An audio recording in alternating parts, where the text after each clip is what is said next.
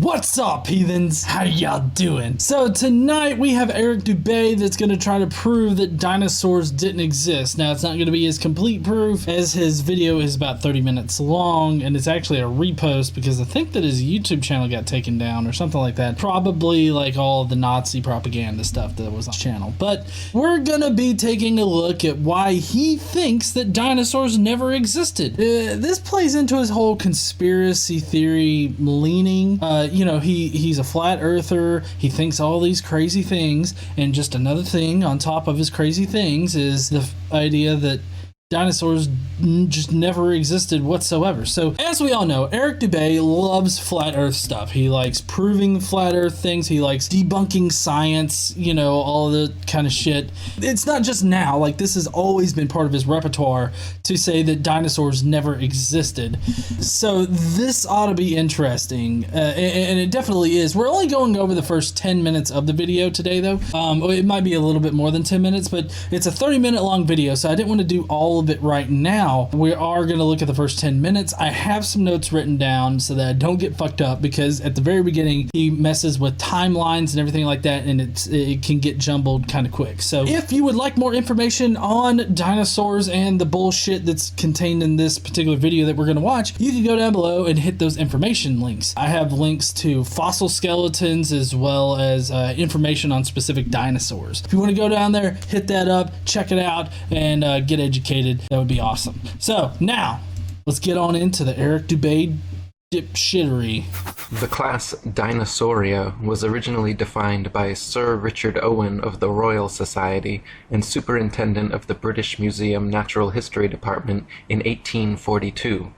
Or, in other words, the existence of dinosaurs was first speculatively hypothesized by a knighted museum head coincidentally in the mid-19th century during the heyday of evolutionism, before a single dinosaur fossil had ever been found. I know that it's really quick into it, but already he's kind of really fucked up with the timeline here. Okay, so just to go over this really quick. In 1676, Robert Plot actually was tasked with looking at these rocks from Oxford. He worked at Oxford, I do believe, and they tasked him with looking and examining at these weird rocks that they had. He decided that one of these rocks just so happened to be a giant, like a femur, I think it was, maybe. Anyways, it was a giant human fossil, which was indicative of giants that roamed the earth. I'm guessing Nephilim or something like that. I mean, he was probably religious back then, like everybody fucking was. That actually turns out to be a quite possibly, most likely, a bone from a megalosaurus. But he didn't know that then. All right, so now fast forward a couple hundred, or a little bit less than a couple hundred years, to 1820, when Gideon and Mary Ann Mantell actually found some large set of teeth while they were excavating a particular area. And they named it, they eventually came to try to name it Iguanosaurus, but of course that resembled way too much, the name for iguanas. So they settled on Iguanodon. Basically, at that point, they had identified a no longer extant or no longer living organism that was similar to reptiles, but much larger in size. So 1841 is where this particular video picks up. That's with Sir Richard Owen. He coins the phrase Dinosauria, or not the phrase Dinosauria, but the entire class of animals. He notices that all of these bones that are being found, these fossils of bones that are being found, seem to be able to be grouped into one particular grouping that no longer exists. And so he named it Terrible Lizard, or Dinosauria. And then in 1859, The Origin Species is published. So all of the dinosaur discoveries and like the naming of the entire class of animals being Dinosauria, all of that happened before evolution. It wasn't because of evolution that people started making shit up, or that it was some kind of conspiracy amongst all of these scientists in order to support evolutionary theory or anything like that, like he's trying to suggest here. The timeline of it thoroughly debunks his first few seconds of his video here, and he's pretty much going to build off of this throughout the entire video. This whole idea that that scientists are conspiring together to create an entire class of animals in order to make some kind of profit off of it or to become popular or something like that. He's going to mention that several times throughout this entire first part.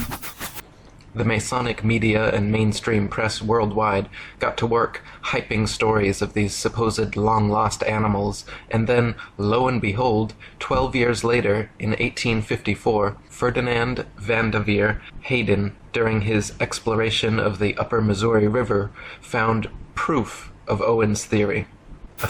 Well, no, actually, Owen's theory or his classification of Dinosauria was just proved correct based on his original, hypothesis. That his hypothesis was that there's this class of animal that no longer lives now that only exists in the fossils, and they're all related. So, I mean, that was his hypothesis, and he developed that hypothesis using evidence. If further evidence is found to support that hypothesis, it's not like that confirms the hypothesis. It's just that is predicted by the hypothesis.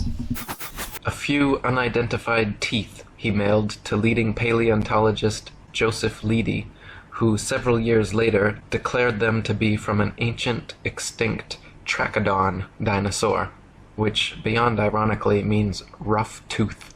Firstly, it should be needless to say that it is impossible to reconstruct an entire hypothetical ancient animal based on a few teeth. There's a lot that you can figure out from bones and fossil evidence. If anybody has watched the show Bones, I know that it's a TV show, but a lot of that is based off of real forensic information. Plus, a forensics expert is her books is the basis for the show. A lot of the forensic stuff in that show is based on factual information. So you can determine a lot of things, like just from the teeth. You can determine possibly how big the skull was. You could possibly determine what kind of food it ate, whether it was carnivorous or whether it was herbivorous or omnivorous, I guess. You can tell a lot just from teeth. But also, if you find teeth that don't match the teeth of any other living organism that you know of, then chances are you've discovered a new organism.